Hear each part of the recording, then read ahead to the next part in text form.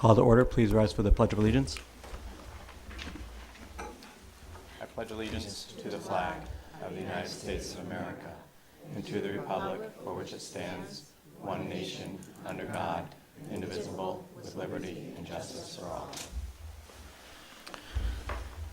I'd like to make a motion to adjourn executive session and enter open session. Second that motion. All those in favor? In executive session, the school committee discussed collective bargaining with NEA Tiverton, an MOU with NEA Tiverton regarding the sick bank, the building administrator contract, and matters of security, and a formation of a security subcommittee. A vote was taken regarding NEA Tiverton, which will be discussed later under item 10C for new business. I'll ask for a motion for approval of the consent agenda. So moved. All those in favor? Dr. Sanchioni? Okay, under personnel action, we have one resignation, biology teacher at the high school, Michael Naring. Under stipend and positions, we have some appointments. The boys basketball coach, William Waterman, girls basketball coach, and these are both at the middle school, Michael Brigham. Late bus detention at the middle school, Lori Luby. After school detention supervisor at the high school, Terry Roy. Some volunteer positions for your consideration. Chess club advisor at the high school, Dave Silvestri. And Cyber Patriots, we have two advisors, Charlie Page and Sarah Farley. Okay, thank you. Item 8A, policy number 741, agenda first reading. This is just for consideration discussion on the school committee. At our second reading, we will make a motion to adopt or reject. Make a motion for the first reading. Do we need a motion for the first reading? Second. Okay. Okay. Any discussion? Okay, thank you, Policy Subcommittee. Item 8B, policy number 1071, school press release. Again, this is first reading. We will take it up at our next meeting for a second reading and approval or rejection. Any discussion? Thank you again, Policy Subcommittee. And item 8C, new policy 1270, student representative at school committee meetings, first reading. And again, this is for discussion. We will take up a motion to approve or reject at our next meeting. Any discussion?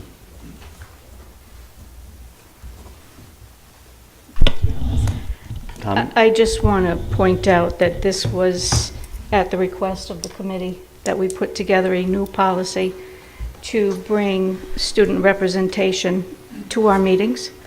And we kept it short, but I don't know if anyone on the committee had any questions at all about it. I just wanted to... Because it's brand new. Yes, I just wanted to know why it said it had to be a 2-year term. You know, why did you... I think that was actually at the recommendation of Dr. Sanchioni, because it then gives you some continuity.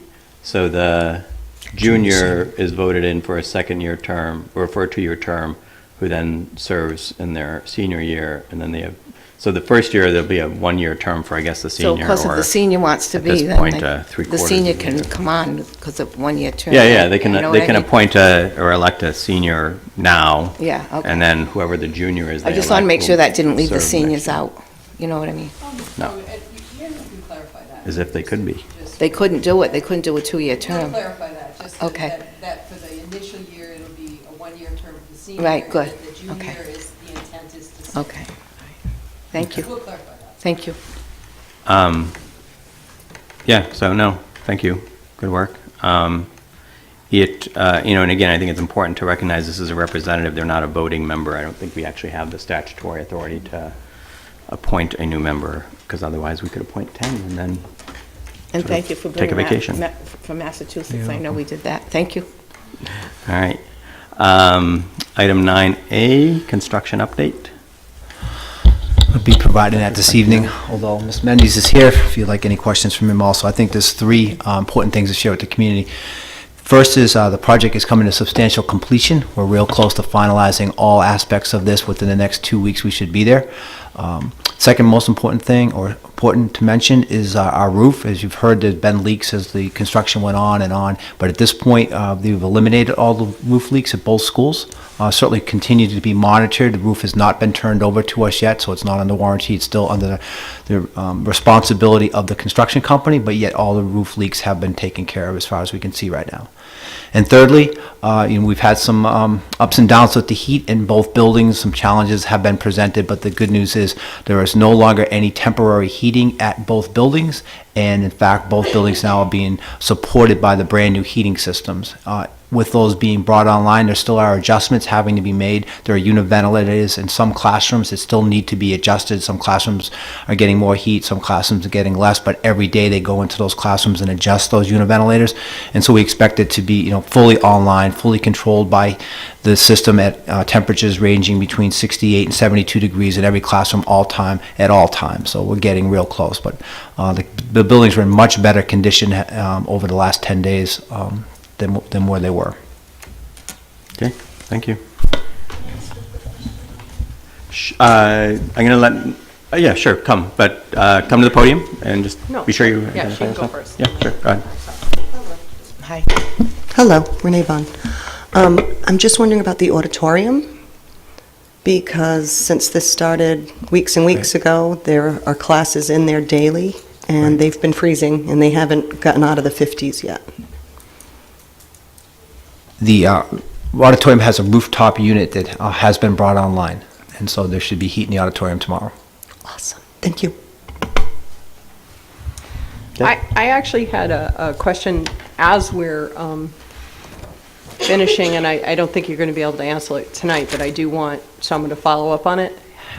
Since we're coming to the end of this, I believe there was discussion about it's under budget, and some discussion about how that, that if it's under budget, how that might be spent. My question is, I think we need some clarification from Rybeck, the bonding authority, about how it can be or if it can be. I'm not sure if that's something that it's the town's bond, so I don't know if that's something we can work with the treasurer on to go to Rybeck or our attorney, but I think we need some clarification on it. When we built our 3 elementary schools, it was a very broad bond. It was the building, furniture, fixtures, so we were able to, at the end of it, buy whiteboards, other things that that qualified. This was a very narrow bond, so I just want to make sure that we understand if there is, if we are under, and we may not do anything with it, but I want to make sure that we understand what our options are. That's a really good question. Thank you, Jerry. The scope of work was defined after the bond passed. So I think we would have the authority, although I agree, it needs to be clarified. I think that anything within our RIDE-approved capital plan can be. I don't I'm know. guessing. That's why I'm asking, Yeah. because No, it's I a good know question. I heard when the OLIS bond that was for the library, that was audited to great detail by the OLIS, by the bonding authority, as to what exactly was it spent on. And I mean, they were pulling invoices. I remember hearing that presentation at the council level. So I just want to be sure we know what our authority is, and whether it's whatever it is. But I just want to have that conversation with someone. So Elisa, if you could sort of look into Yeah, I that have for a us. communication with Ryback. I'll reach out to them and Yeah. get the specifications. Yeah, yeah, and I'm sure, as you know, you may need to ask some things of Mr. Rurick and Doug Fiore. Yes, that also has to happen. All right. Okay. So item 10A, superintendent's goals. Dr. Sanquioni?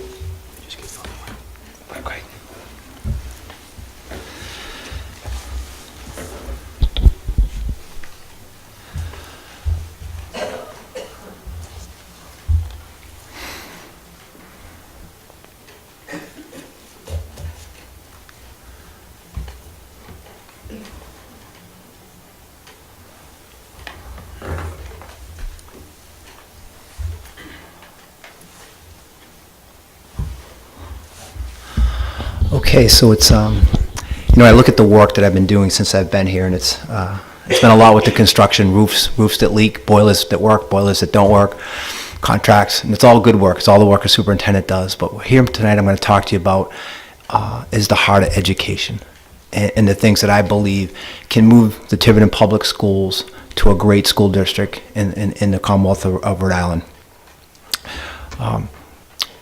Coming to these goals is a detailed process. It's called an entry plan, where you speak to a number of people, get a lot of input on things that are working in the district. And it's important for me to emphasize what's working, because you want to cherish that and you want to keep promoting that. And it's looking at a lot of documents and schedules and number of things and sort of figuring out what are the opportunities for growth. And so I get the opportunity to present those opportunities to you today. But what you're going to see after I do the superintendent goals is you're going to see all of our principals present their school improvement plans. And you're going to see a connection of the superintendent's goals to the school goals. And the next step then is to try to connect teacher goals to the superintendent's goals, to the school improvement plan goals.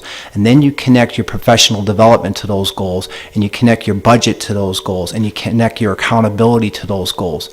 And then you have a system that's going in the same direction. And everyone's working on the things that you know are going to improve student achievement. So we're taking a couple major steps here today. I'm very proud of the principals and the work that they've been doing, trying to connect to these. So it's a pleasure to present these goals to you about aligning a district. My apologies to anyone in the audience here who's from the high school or Fort Barton. I've tried to get to every school to present these prior to tonight. I just couldn't, for some reason, get those schedules. So Ranger in the high school. So I am coming to your faculty meetings. You'll have the opportunity to speak with me regarding this, but I did get to the other schools. So regarding the goals, first goal is talking about creating a budget. And the term budget is what's a term that people understand. But when I look at creating a budget, it has nothing to do with numbers. It has to do with the educational opportunities that we can provide both our staff and our students. It's how we can accomplish our goals. And that's the way you're going to see me create it and present it this year. It's going to be transparent. It's going to be cogent. It's going to be easy for you to understand. It's going to be something that the community can pick up and get a deep understanding about what we're doing and where we are going. My intention is to provide you with a detailed budget book before we break for the winter vacation in December, and then to come back and make this presentation to you for the first time at our first meeting in January.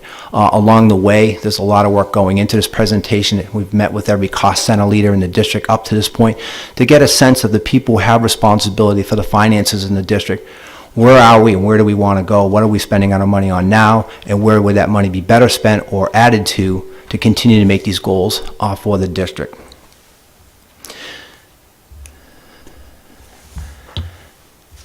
And these are in no particular order of importance, but aligned in a way just for presentation purposes this evening. Working with the principals, talking to educators in the district about creating the opportunity to have between 2 and 4 common writing assignments for every grade and course offered in the district. Each prompt is connected back to a detailed scoring rubric and an execution time frame. See, what we know in education is that writing is the second greatest form of mastery. We know when students write, they can master the concept that we're trying to teach them. We know that the more students write, the higher student achievement goes up. There's a number of researchers out there have documented this over and over. Doug Reeves, for one, has come to terms with this. So we can have these common writing assessments at each grade level connected to standards, and we have our teachers then analyze that data. That data unlocks for us then what our PD is and what our curriculum needs are. And again, this gets into aligning the systems when you have common formative assessments in every course at every grade level.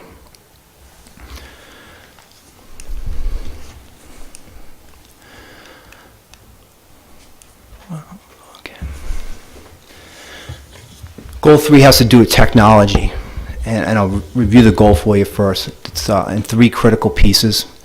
It's improving the infrastructure so that the infrastructure at all 5 schools works at the point where the bandwidth is able to carry 3 devices per person who's in the building at all times, so that we don't have frustration with using technology. The second part is to replace all the staff devices by the end of this school year, so that every staff member has a brand new working device in their hands. The second sentence of the second bullet is the most important word up there, important part of this plan, and that's provide the staff training to work in a digital environment. I'll come back to that in a moment. And then the next part is provide for the implementation of a one-to-one program, putting devices in the hands of our students in grades 5 through 12. At a timeline that will be determined by staff readiness, and it's critical for me to mention this to you. So what we know right now is the generation of kids in our school system is unlike any generations ever come to school before. Kids are using technology when they're in the second, third, fourth years of life. And neurologists have actually documented that, in fact, the brain has been adapted as a result of using technology at these infant years. So kids come to school wanting to use information and process information much differently than it's been done in the past. And so what we know is that technology in the hands of a well-trained teacher, and notice that's one of the more critical things I'm saying, produces unprecedented results. So I'm not talking about throwing the baby out with the bathwater. I'm not talking about getting rid of direct instruction or anything like that. But I'm talking about having students have the ability to use technology to enhance what we're already teaching in a way that they can process and use this information. Districts who do this see amazing gains, amazing engagement with students along the way.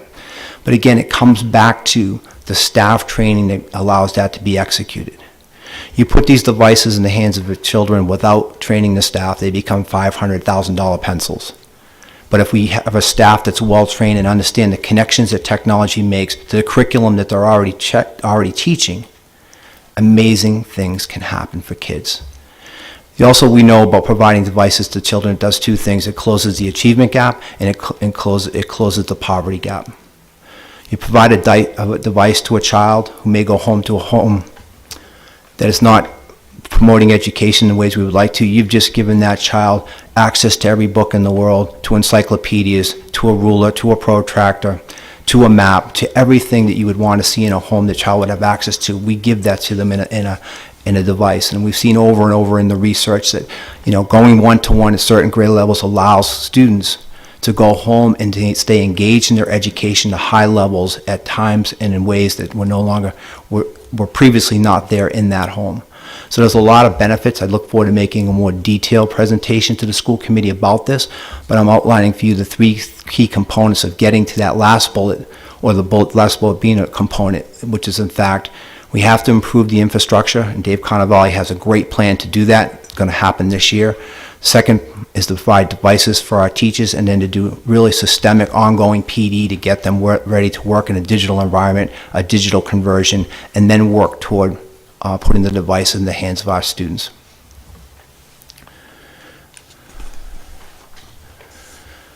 So when I talk to you, and I've mentioned to you in the previous goals about using technology, and talk to you about and putting more writing into the courses and the grade levels in our district, those actions can only happen if our staff have the opportunity to work together. So to do that, you have to have a systemic, comprehensive staff development program, which means time. Providing our teachers the opportunity to work together, which has to be then centered around early release days and some of the full day allotments that we already have. Now, the critical component to that, and I hate to use jargon, but it's the terminology used, professional learning communities.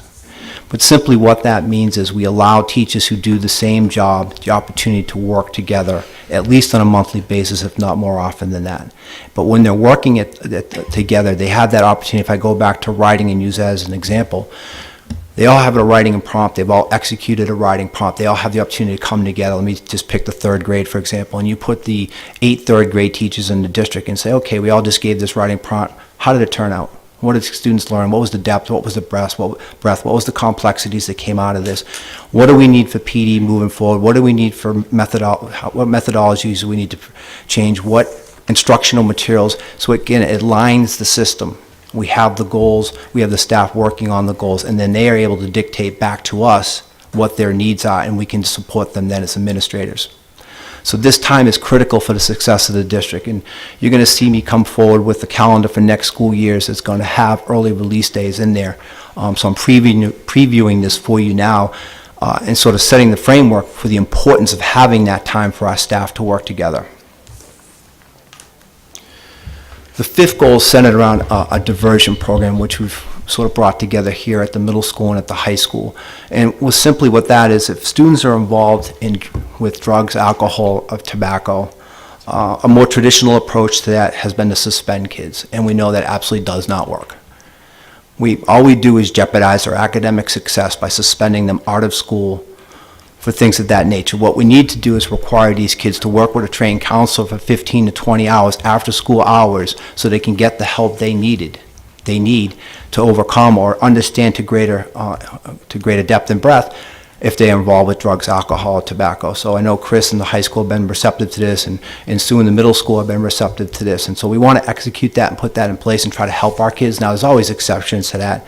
And when I talk about that, certainly if a kid came to school and was in possession of large quantities of a drug, or large quantities of money, and it sort of indicated to us that they were more than just being a kid and using it, but maybe dealing with it, we would then involve the police. But for this typical high school, middle school kid who may be experimenting, who may be just making a bad decision here and there, suspending them is not the answer. And we know this. It just doesn't work. But putting them and connecting with 15 to 20 hours with a drug counselor, that's going to make a difference. And that's what we're trying to do here. The other thing is we wanted to put together an online crisis reporting form, and that's for staff, student, and community use. I'm working with David to get that memorialized now.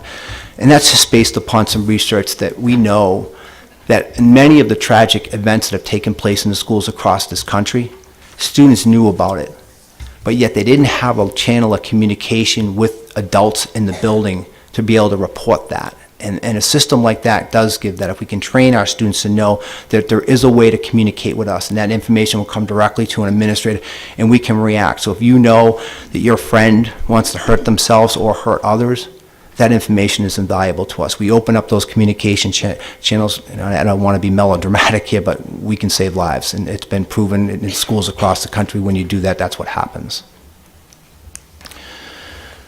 And then the last goal, been working with Chris, and I commend his hard effort here, is we want to continue to look at CTE pathways at the high school, and so we're investigating an opportunity to do computer science, robotics, and drone technology, and then also offering a hands-on business course. And we know that some of those fields there are rapidly growing employment opportunities for students, so if we can give those students the opportunity to work in computer science, robotics, and drone technology here at Tiverton High School, we know we can increase their ability to maybe go on for post-secondary education. We've given them a baseline opportunity to work in that.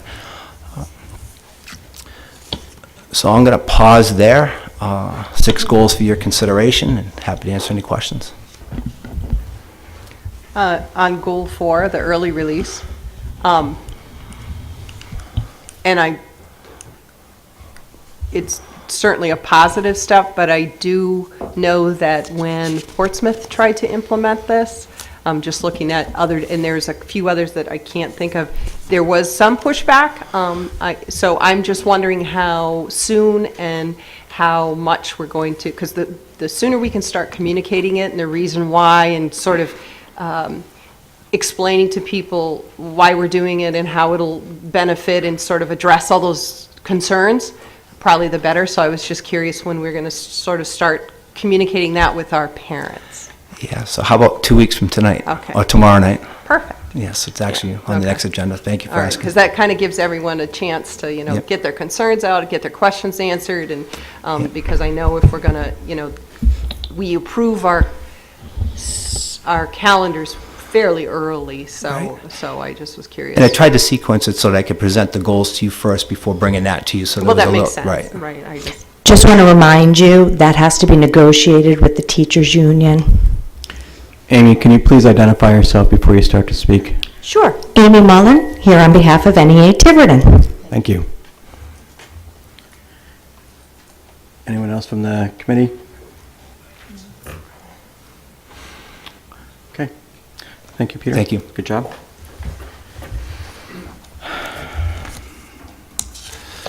Item 10C, no, 10B. Presentation of school improvement plans, principals. Who started?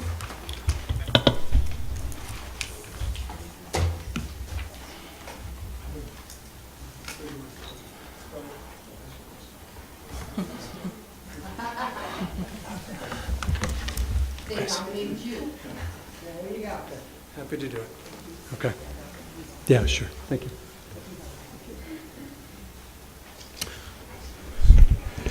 Good evening. Thank you.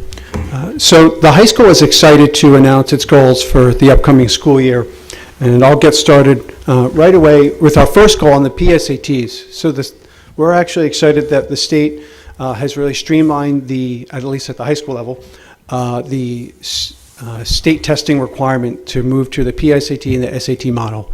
And so the reason we're excited is, one, it's a known assessment that has been in use for decades, and it drastically reduces the time requirement during the school day to just one day instead of multiple days stretched over weeks in some cases. So at the high school last spring, students took the PSAT, and our objective in this case is, we know that the PSAT as a nationally normed assessment measures students' ability to prepare them for rigorous, content-related reading, writing, and calculations. And so last spring, grade 10 students who participate, and this is all grade 10 students participate in the PSAT, achieved 41% at the proficiency or higher in both the reading and mathematics benchmark levels. Again, that's for those students that met both the reading and the math benchmarks. And so moving ahead to this year, we've structured this into a shorter and a longer term. We want to bump that up to a 50% achievement, so that 50% of this year's grade 10 students would be proficient or higher at both the reading and the mathematics benchmark as measured by the PSAT. And then longer term, our aim is to reach that out to at least 75%, ideally, obviously, pushing well beyond that, moving ahead for years to come.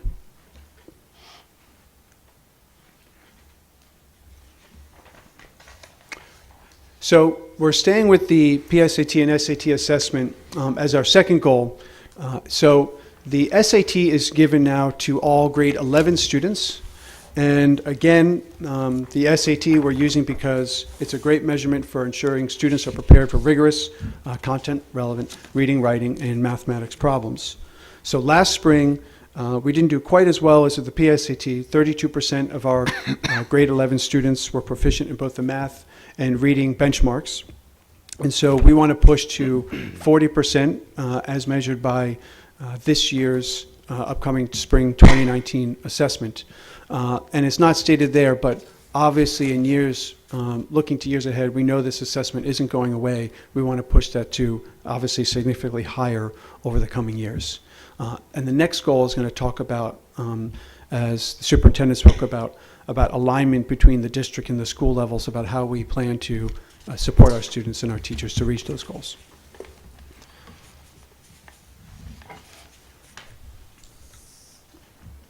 So the superintendent talked about writing across the curriculum and writing prompts in each of the grade levels.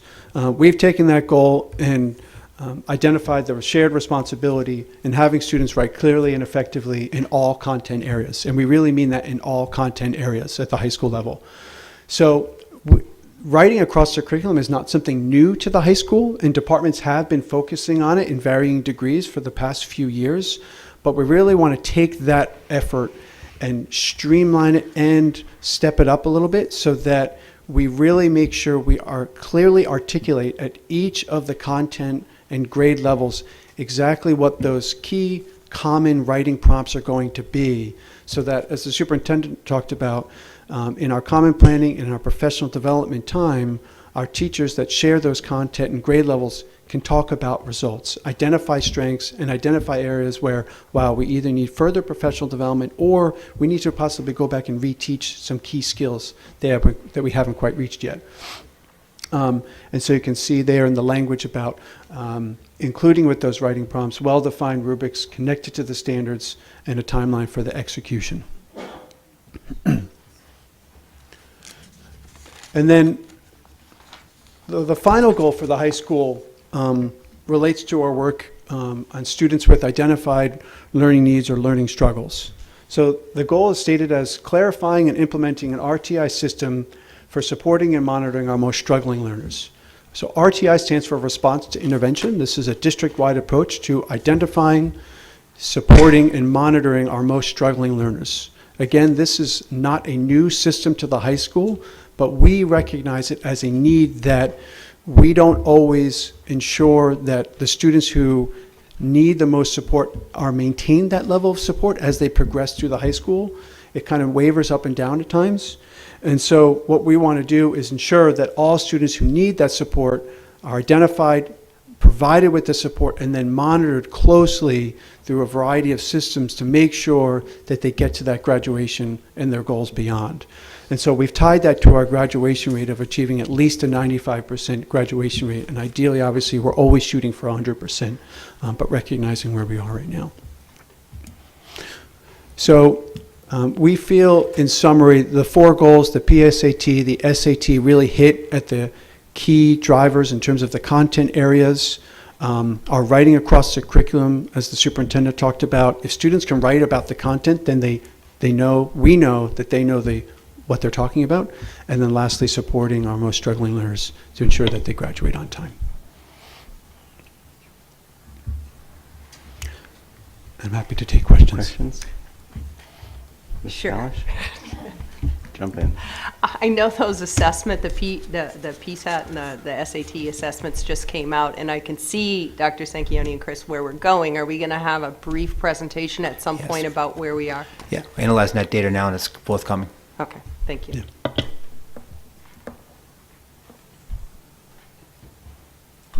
You clearly outlined your increased goals for this year, and you mentioned long-term goals. Please define long-term. Longer term would obviously be beyond this year, but we're looking in the 2 to 3 year mark. We're shooting for as soon as possible, but we also realize the reality of schooling, that we'd love to make great leaps and bounds immediately, but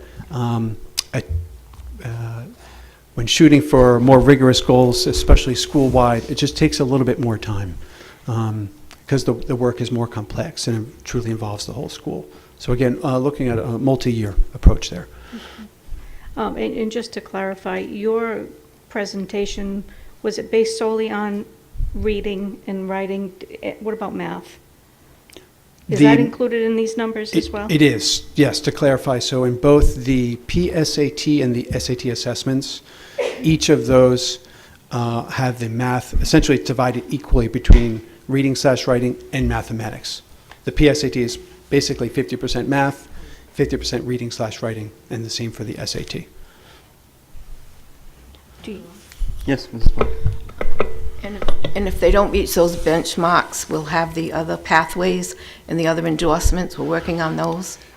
Yes, so I should have provided earlier, the broader vision for Tiverton High School really encompasses a true comprehensive high school approach. To high school schooling. Of course, we're shooting for the academics and the content, but at the same time, we're shooting for expanding our pathways and our diploma endorsements because we recognize that not every student necessarily wants to pursue post-secondary education right away. They might want to enter the military or the workforce, but that we want to make sure that A, they graduate. We want everyone to graduate and have a pathway. Exactly, but B, provide that option for them. Thank you. Yeah. But just to be clear, I don't think that the pathways that RIDE has established is meant solely for students who can't succeed or rise to a specific benchmark in either writing or math. That these are very core skills that each and every one of our students should be expected They said to maintain proficiency in. It's not a matter of, oh, well, if they don't do it, they can go to the pathway.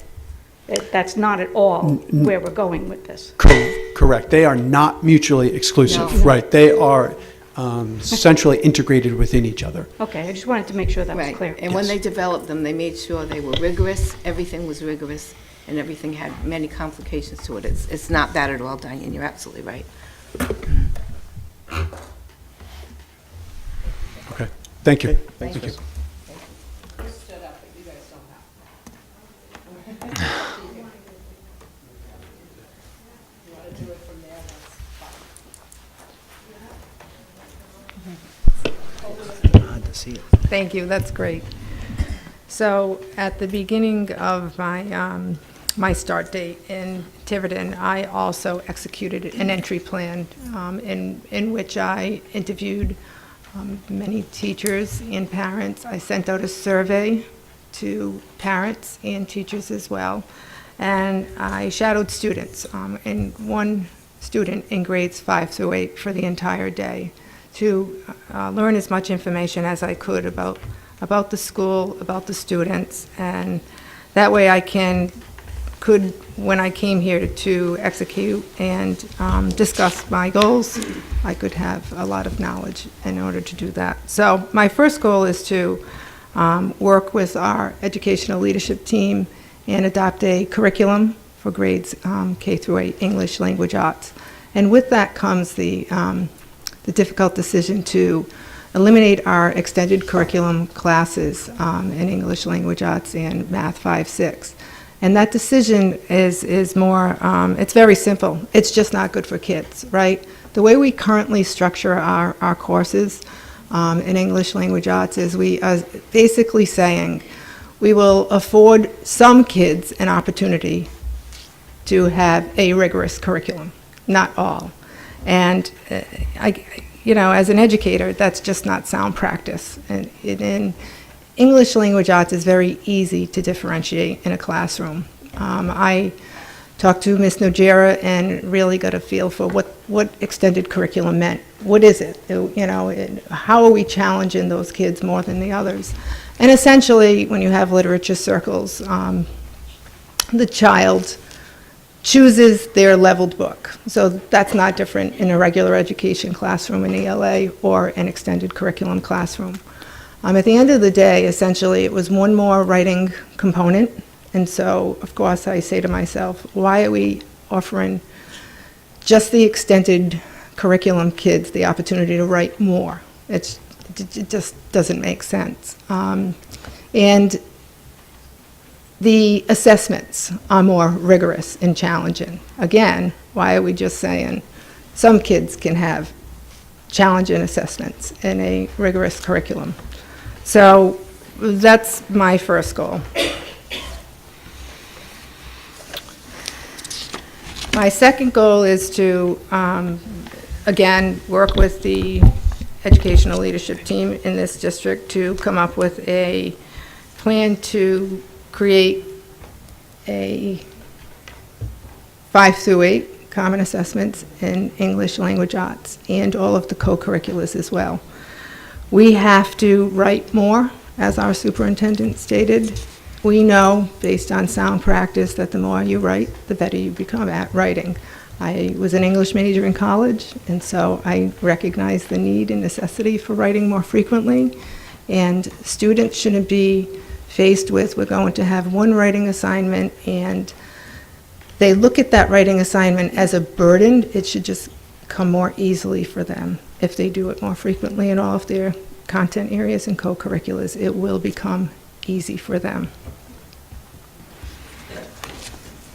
My third goal is focus on response to intervention and professional learning communities. Right now in our school, we have response to intervention that occurs less often than I'd like it to. I'll just leave it at that. So I've established a data team, and we're going to have at least 3 times a year our teachers all going to professional development to look at the data, the STAR data in our district, in our school for English language arts and mathematics, and come up with a plan for tiered instruction. And that includes working with our interventionists in reading and math, and looking at where our students are and where they need to go, and focusing on our instruction to meet those needs. And until the social studies and science teachers have access to that data, they can't identify the needs within their curriculum. And so when I learned that they weren't invited to those meetings as frequently as I'd like them to be invited, I established a data team right away. And then we're going to look at our middle school schedule and just really, as it's identified right now, are we offering the best option for the students at Tiverton Middle School? Oh, but that's okay, I don't need that. So we're going to look at our course offerings and our schedule and make sure that what we currently have in place makes sense for kids. It's my understanding that the schedule hasn't been looked at for quite some time. I've asked a lot of different people, how long have we had this schedule for? And has it been revised? Have other options been explored? And it seems as though it's really been something that's been thought about for a while, but never looked at more closely. So I have formed a parent-teacher advisory council, and part of our work will be to look at the schedule to make sure it makes sense. We met for our first time today, and at the end of the day, when we offer students options at Tiverton Middle School, we want those options to be meaningful, and we want them to prepare them for the 21st century skills that we're trying to prepare them for as a district. So if at this time, if you have any questions. Mrs. Palish?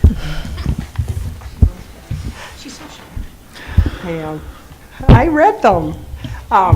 So one of the did I. things I sort of lived through when my student was at the middle school was we had changed scheduling over the summer, and it was a very difficult transition, and it was very difficult for the students. So I'm just wondering, like, at what point, like, how soon we're going to be testing the scheduling of the new sort of, or is it not really going to be changing the schedule as much as what is being scheduled? I think it's more what's being scheduled Okay. in the blocks and making them more fixed blocks versus rotating the blocks Yep. throughout the day. So we aren't changing the schedule while the students are here. We're going to try to execute a new schedule for the next school year. We wouldn't do that to kids, yeah. Well, that was the attempt then as well. Yeah. And it just, I remember that. yeah, it didn't go well, so that's why I asked. It was really. No, I it was totally weeks appreciate of- that. It was weeks of kids just literally sitting, in guidance because their schedule got messed up and they had nowhere to No, go. I understand that completely. And that's the idea. The idea is to make them less confused, not more confused. So, You could do that for the parents too.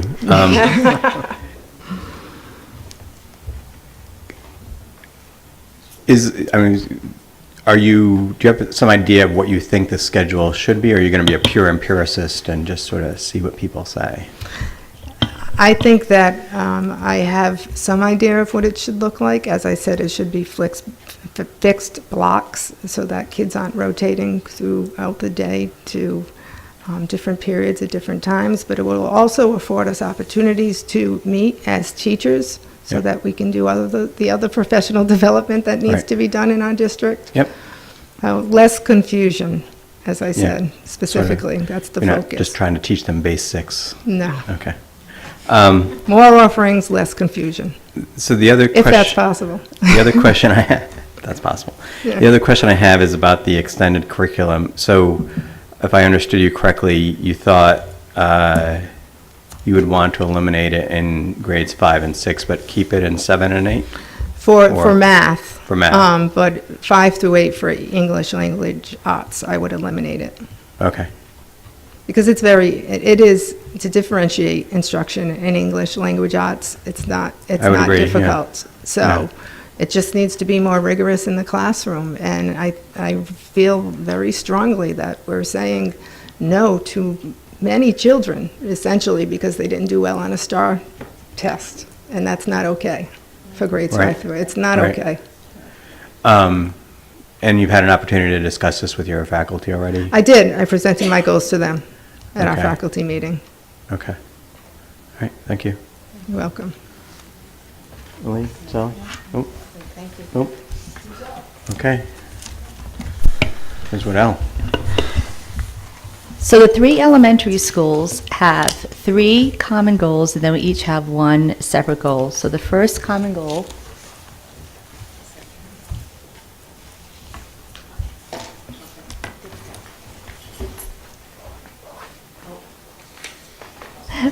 we have is reading.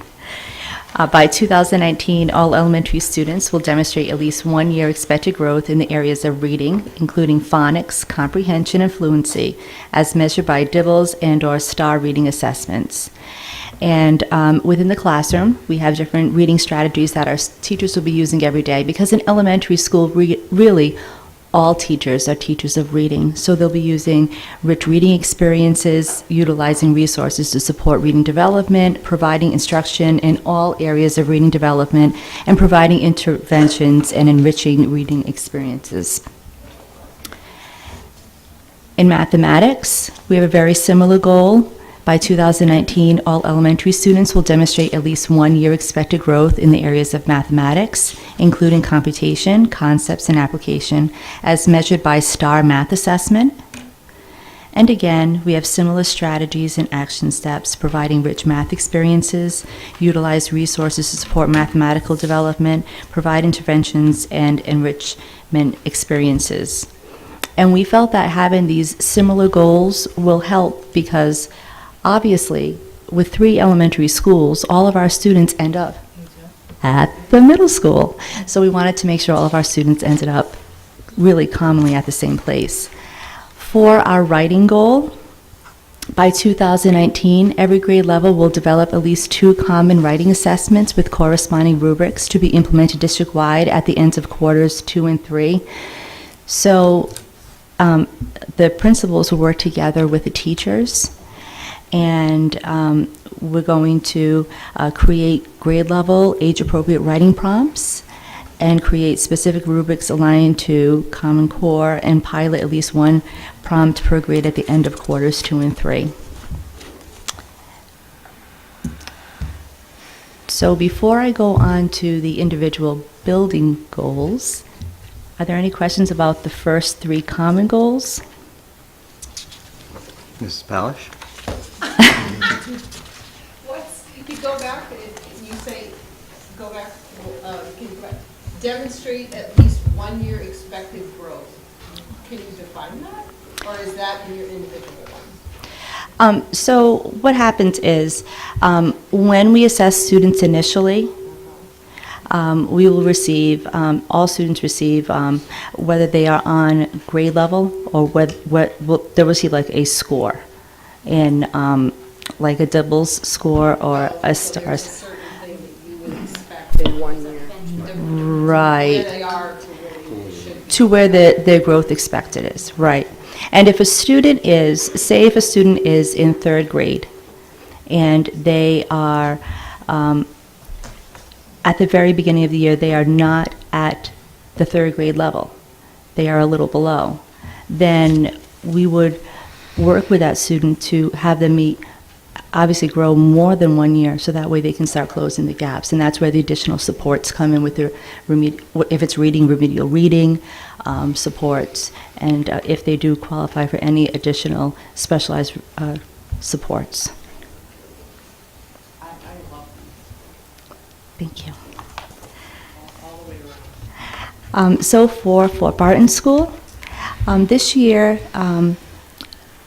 what we do every single year is we have a very active school improvement team, and so we look at our school and we find out ways, since we have a really high performing school, but we really try to find out ways that we can continuously improve our school. And this year we decided to pilot a positive behavioral intervention positive intervention support system. And typically, schools that do that, they'll either have like a really high suspension rate or high discipline rate. We really don't have that, but what we looked at is if you go into our classrooms, Classroom A may have one set of classroom rules, Classroom C may have another set of classroom rules. When you go into the cafeteria, they might be a whole different set of rules. And what we would like to do and what we're starting to work on is getting one set of common rules for the entire school, one set of common language for the entire school, and we're working on coming up with that common language, specific behaviors, and we're going to be working with the students and working with the families, so that way everything is clear, and then we'll also address some of the social emotional learning with our school. And we're just piloting it this year, But we're very excited about it, and that's our goal. That's great. Any questions for Ms. Wardell before we move on? Who's next? Ms. Yeah? Okay, so for Cass School, Mr. Cabral and I are working both on the science. We want to develop the Amplify Science Pacing Guide with our teachers and implement the curriculum to ensure that we have hands-on learning experiences for all the students in physical, earth, and life science areas. We know that we are in the beginning stages of implementing the NGSSs, and that we're using Amplify. We're working with you, Berkeley, and we're going to create these pacing guides to help the teachers implement this curriculum with fidelity, and hope that we provide our students with a rich experience, not only in the science, but in the writing and math areas, sort of incorporating it all together. So we want to promote high expectations and rigor for all of our students, have the teachers attend PD sessions with the U Berkeley folks, and to manage and support our full implementation of this program. And we also have the similar goal at Ranger School.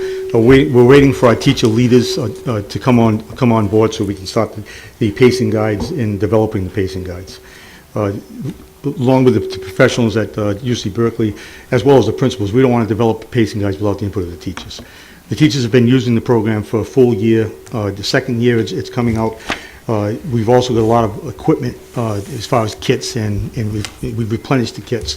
So the material's there. We want to develop the pacing guide. So when we have the pacing guides, grade 3 in all 3 elementary schools will be at the same place at the same time, approximately the same time. And to get all the kits covered and the NGSS standards met.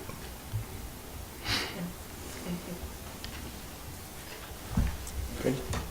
Any other questions, Ms. Black, Lane? I'm just glad to see you all working together, because as you said, they all end up at the middle school, and so it's great to see this. I'm so happy about it. Thank you. I have one question. Will we be revisiting the results of these wonderful efforts at the end of the school year? That's the intention.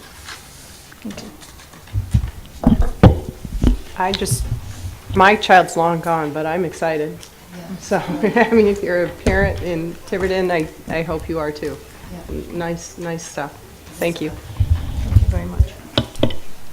Okay. So item 10C, discuss collective bargaining, NEA Tiverton, sick bank. So I'm making this statement on behalf of the entire Tiverton School Committee. The committee has voted unanimously to provide the community with this updated information on contract negotiations. The current collective bargaining agreement between the Tiverton School District and the National Education Association Tiverton, the union representing the teachers, expired on September 1st, 2018.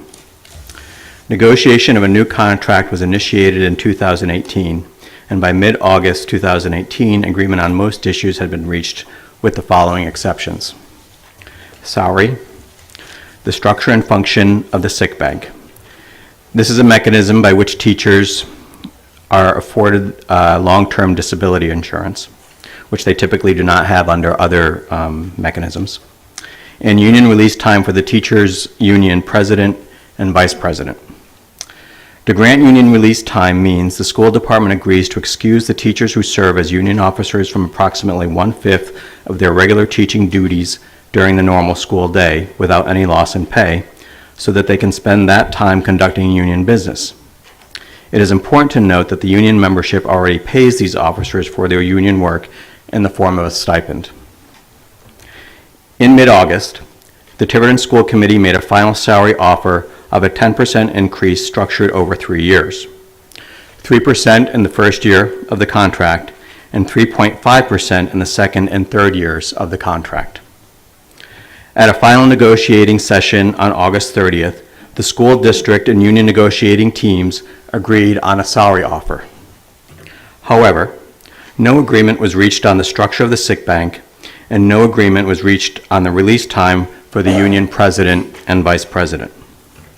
Consequently, the school committee informed the union negotiating team that they would vote at the next meeting to enter mediation. The union's team then requested an additional negotiating session. This meeting occurred on October 4th. At that meeting, the union's team proposed that the union president be allowed 1 teaching period per day to perform union duties, and also proposed alternate sick bank language. On October 9th, the school committee took up these proposals.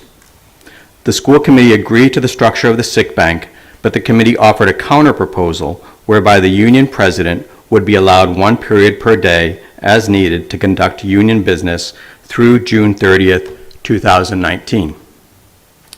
Immediately following the October 9th executive session of the Tiverton School Committee, the union negotiating team verbally agreed to this new proposal. Consequently, the school committee voted unanimously to make a formal offer to NEA Tiverton. On October 11th, a membership meeting of NEA Tiverton was called to vote on the school committee's proposal. According to union leadership, the school committee's offer of a 10% salary increase, an equitably structured sick bank, and 1 period per day as needed through June 2019 for the union president to conduct union business was rejected. We will continue to bargain respectfully and in good faith with NEA Tiverton, and we leave open the choice of the teachers to accept the school committee's offer. Tonight, for the benefit of our students and our teachers, the school committee voted to offer honoring all previously agreed upon components of the contract, with the exception of the union release time for the NEA Tiverton officers. This would be upon an affirmative vote of the NEA Tiverton membership. The school committee voted to submit the issue of union release time to arbitration. The superintendent will draft a temporary agreement to be submitted to the NEA Tiverton for a vote. Thank you. Item 10D, discussion of administrator's contract. Dr. Sanchioni, do you want to? Sure. It has always been the school committee's intention to sort of coordinate the raises for our administrators in conjunction with NEA Tiverton, and seeing you voted this evening to execute that type of arrangement for your consideration to do the same for our administrators. All right, so I'm going to ask for a motion to modify the contracts of those, the previously approved contracts for the administrators to reflect a 3% increase in year 1 of their contract, a 3.5% increase in year 2 of their contract, and a 3.5% increase in year 3 of their contract, pending recommendation of the continuation of their contract into the 3rd year. I'll make that motion. Is there a second? I'll second with clarification that it's for. I'll second it with clarification that it's for existing contracts that Correct. are. Yes. Thank you. So the contract has to be previously approved according to the motion as I believe stated it. All those in favor, any discussion? Okay. Item 10E, discuss formation of a security subcommittee. This was something, again, we discussed in executive session briefly, but I would like to make a formal motion to ask the policy subcommittee to draft policy regarding the formation of a subcommittee. Make that motion. Second. Any discussion? Aye. We'll wait till we vote on it. Huh? No discussion, and then. Okay, all those in favor?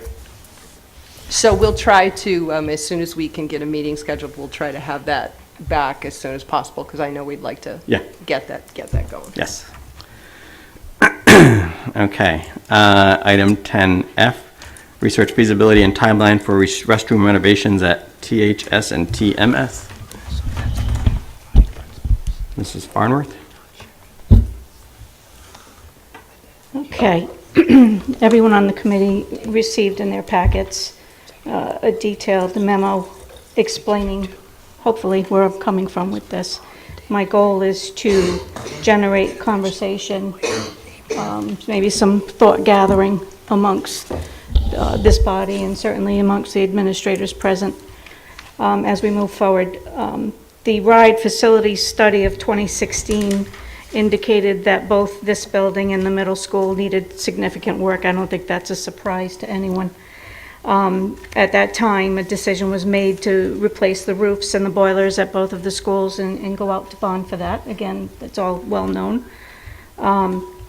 Some other facilities improvements that have been done or in process of being done using our fund balances include the ceiling tiles and the lights, the security upgrades that have been numerous over the last year or so, repaving in the parking lots at both the high school and the middle school, some outdoor lighting, and most recently some better handicap accessibility and the accompanying signage at both of the schools. There are several additional deficiencies that were noted in each school as part of that facility study, and none of them were as high priority, but that included painting, woodwork, floors, carpeting, some interior doors, some needs in the kitchens, and some other smaller projects. Some of the other facilities updates that, you know, I've heard folks talking about, I've seen myself that, you know, we could maybe be thinking about is an auditorium refresh here at the high school.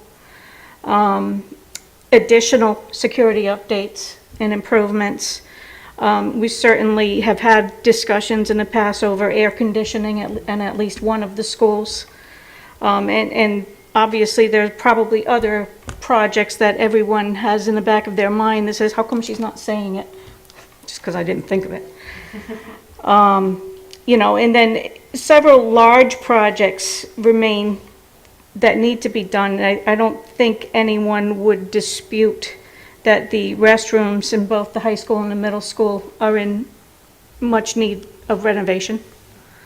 I'm not quite sure about the windows in the two buildings, what's been done. I know some windows have been done, but in general, I don't think there's been a large-scale project there. The high school gym, locker room updates, don't know where we've gone with all of that over the years, and the middle school either. And certainly there's always talk about athletics and the field improvements. You know, I know folks would love to have the best of the facilities that we possibly could get. I mean, I'm just throwing these things out there to say, you know what, there's a wish list 1.75 miles long. You know, and then let's throw in some technology needs. And Dr. Sanchioni earlier this evening, I can only imagine the price tag of what he's thinking. But anyway, so again, as we prepare to enter the budget season, you know, I'm asking that the school committee members ponder and come prepared to discuss these items tonight. That's what the memo was saying. And, you know, I think we can all agree that we'd love to do everything right now at one time, and let's, you know, look in Suzette's wallet and see what we can do.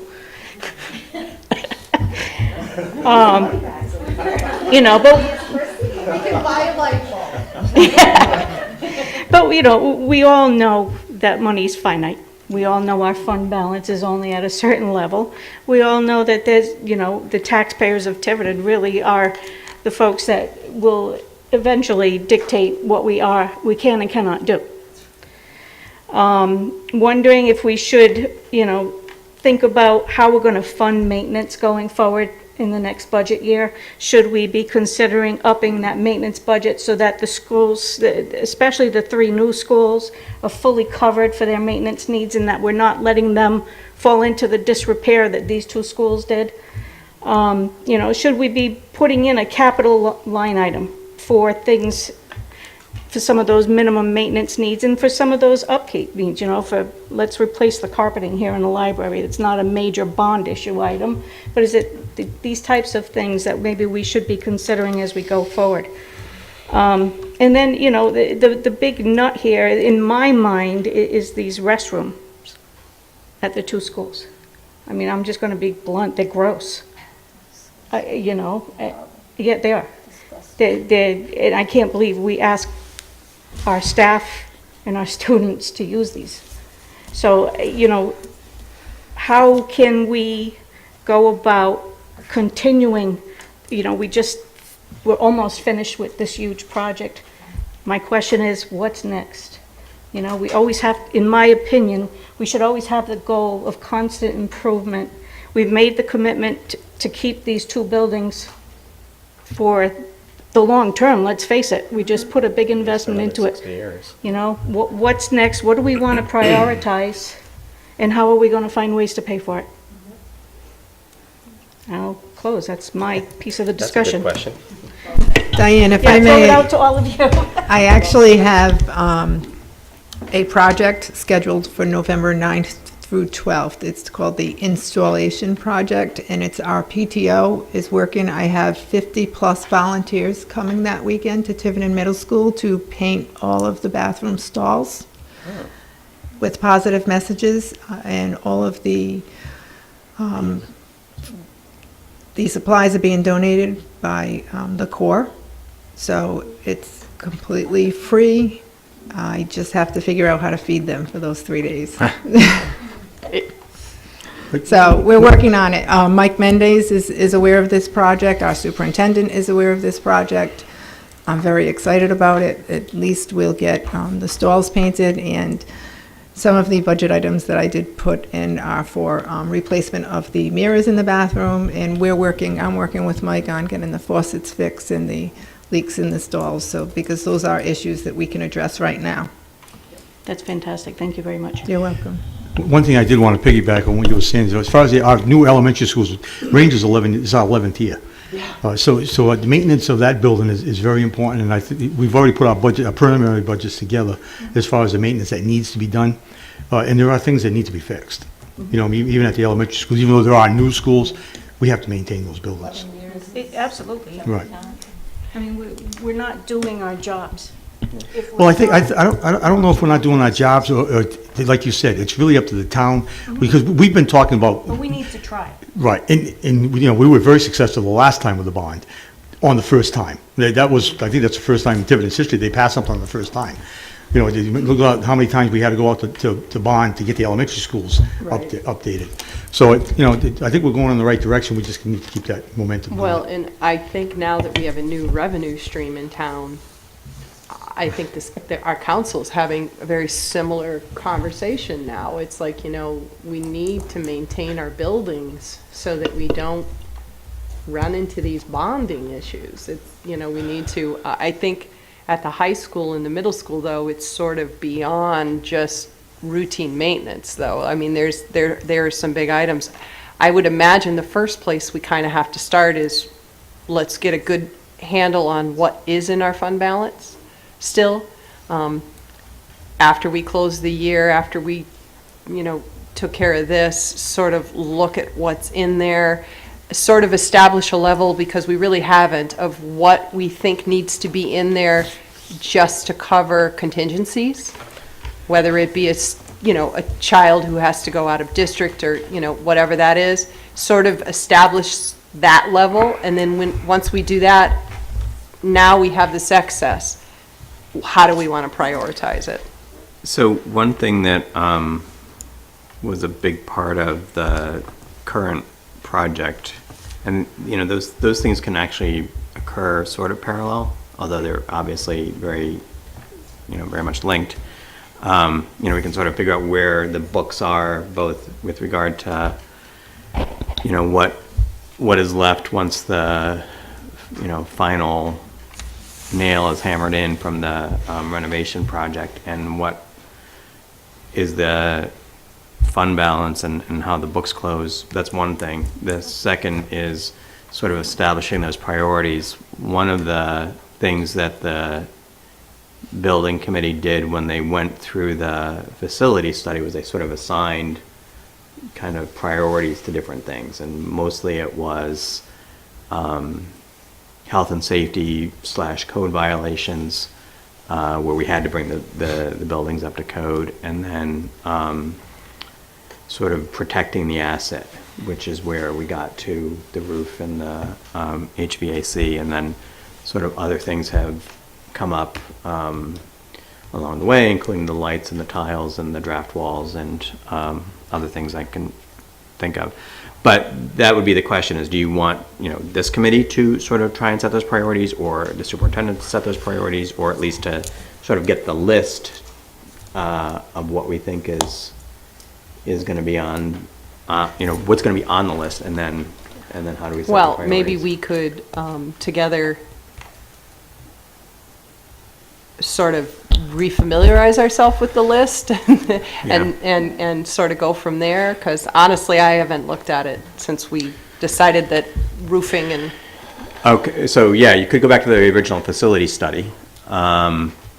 And there are certainly things still on that.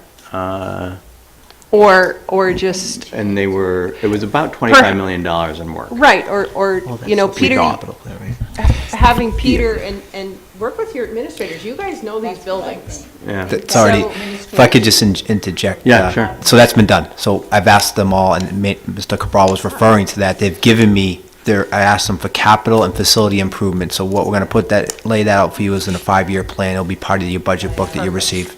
So from there, then you can, prioritize it differently and/or figure out how we can fund it. Or ask questions about, well, Yep. why did you prioritize this over Yep. this if we... Absolutely. So, and there are also, I don't know if, there are things in our wide approved plan. Right, and that's going to That can be reimbursed, and then I think we would want to certainly add those, I don't know if there's a sort of a way you can amend the original plan to get those things included as well. Yep.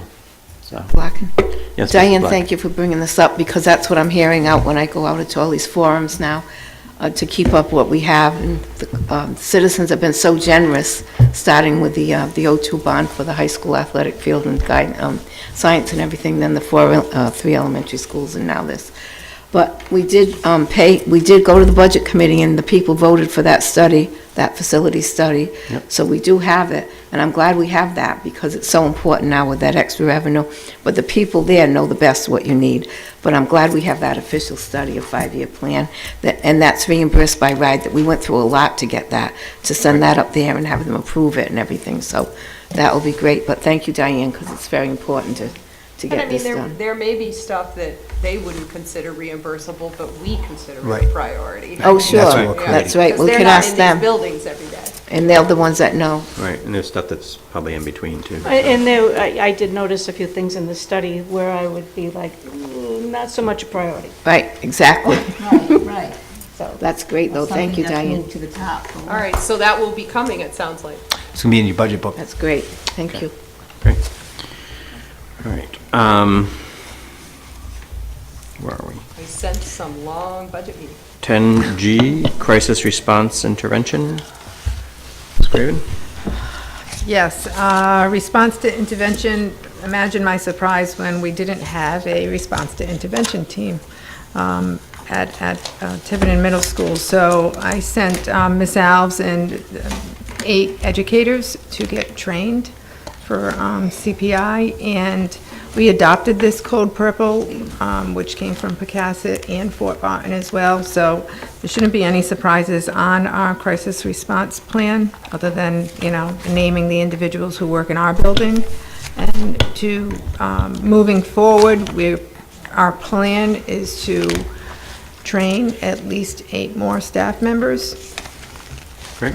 for crisis response intervention, so that we have different staff members throughout the building, depending on where they are, and they could become part of the plan on where they're located. Do you want to speak on? The training is coming up December 10th and 12th. We put it out to our teachers to volunteer. We have a few. I'm going to resubmit the request. Sometimes we don't necessarily plan for December when it's still October. So I'll submit, and then the goal after having our team, hopefully 15 to 20 individuals who are CPI trained, then we can have designated sections throughout the building. So that way when we do need to call for help, then they are readily available. And we worked with the wonderful teacher from Fort Barton, Mrs. Antunes. So she also helped us draft this. Great, thank you. Principal Craven or Sherry, just because people do actually watch our meetings, you hear crisis prevention intervention. Give an example of something where you would call this team together. So a code purple is how we're terming it. Mm-hmm. And a code purple would be possibly for a student who could be having a temper tantrum. So they are overly escalated to unusual behavior, so we want to keep them safe and thinking of their surroundings. So it could just be that you de-escalate the behavior, so then they can move quietly on about their safe place per se, and then the other learning is involved, and we're not interfering with that. And they could be a safety risk just to themselves. It could be a child who's trying to run down the hall. So if we called a code purple, then everyone would remain in their classrooms until they hear all clear. Thank you. Sure. Anyone else? Thank you. Thank you. Great work. You're welcome. And you're up again. And we had to, our code blue, which is for unresponsive patient or apparent or sudden cardiac arrest, the nurse looked at our code blue that we had in the past, and we made adjustments based on her recommendations to reflect the current staff that we have in the building and the protocols that are necessary to put into place should we have an unfortunate circumstance arise. Okay, thank you. Any questions or? No, thank you. Thank you. You're welcome. I do have one question. Yep. Sure. I'm just not seeing it on here. There is a defibrillator in the building. and Absolutely. That is part of this. Absolutely. There's one in all of them. Yeah. Right, but, well, we're speaking to the middle The school right AED, now. only, but- absolutely. Yes. Okay, Yeah. thank you. You're welcome. Don't ask me where it is. All right. I'm on the chat. Okay. 11, announcements, scheduled meetings, reports. Ms. Black, Prepare Rhode Island. Okay, so Prepare Rhode Island, just a quick history about this. A few years ago, we went into the battle about no high-stakes exit tests. We were with Providence and the Senate. And so they said we could have the pathways. They finally voted for that. So what happened was the report came out that there was a skills gap between what we were teaching and what the industries and the people out there needed our kids to be prepared with. And one of the things they talked about, they called it soft skills, I call it essential skills, showing up on time, all those different things that we always did when we were young, but they're not being taught now, so they talked about that. And so the Brookings Institute did a huge study. We went and testified at all these hearings to see the things in Rhode Island, the jobs that were available, the high wage and the jobs that were available for our kids. So now this is where they have the breakout sessions. This was our third one, our third Prepare Rhode Island, college and career work. And it's basic learning opportunities for all students. There were 300 people there, 14 breakout sessions. And it said we want all students to know if you have the passion, we have the pathway. Of course, I had to stand up and clap when they said that. It was fabulous. More students than ever will have opportunities to pursue their passions and pathways. And so they joined the individual learning plans. They're going to have a vendor day. It was really an amazing day, and it's all online. I'm sure you've all seen it. It was in the field memo and everything else. But it's really important to be there and have them see you. You know, like, hey, we're from Tiverton, that little place that everyone forgets about. We're not a big city, we're not a Quidneck Island, you know, we're Tiverton, we're part of Newport County, but they don't always remember us. So we go up there and let them know, here we are, and we're doing all these great things. And then if there are some good things, we should put them into that field memo, whoever does that, the superintendent or Julia or whoever, just so that everybody knows that the things we're doing are amazing. And I thank all of you for working so hard on it. Thank you. Thank you. And health and wellness? No, I had to cancel my meeting last time, so I'll have it again. And Okay. please have all the nurses and have everyone Got it. come. That'll be nice. Thank you. Any other announcements or reports? Our next meeting is November 13th, Is November 13th? potentially. Potentially. Thank you all.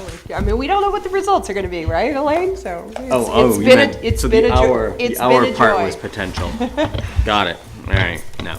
There's not going to be a meeting before then. unless- Dr. Larkin? Yes, Mrs. Yes, so Saturday we have the drug take-back day at the police station. So you could bring all your prescriptions that you weren't using anymore, and many of them were people that had passed away. They didn't know what to do with them. And so Kelly Levesque and I stayed there all day, but I said a police officer had to be there with us, because what if they gave us 15 pills and they said we only gave them back 5? I said, you can't even go to the ladies' or men's room. You're putting them in the bucket. But we had a great day there, and today was Faith and Fire. The prevention's doing that with the clergy, and they have the clergy there today, and tomorrow the members of the coalition will be there. So I'll report out on that. And that's to give information to the clergy, because many times people turn to them when they have problems with drugs and alcohol, and they can talk to them, but then they don't know the next steps. So we're just going to give them information of where to send people, and they're very excited, and I'm glad that's going on this week. Thank you. Okay. I'll ask for a motion to adjourn.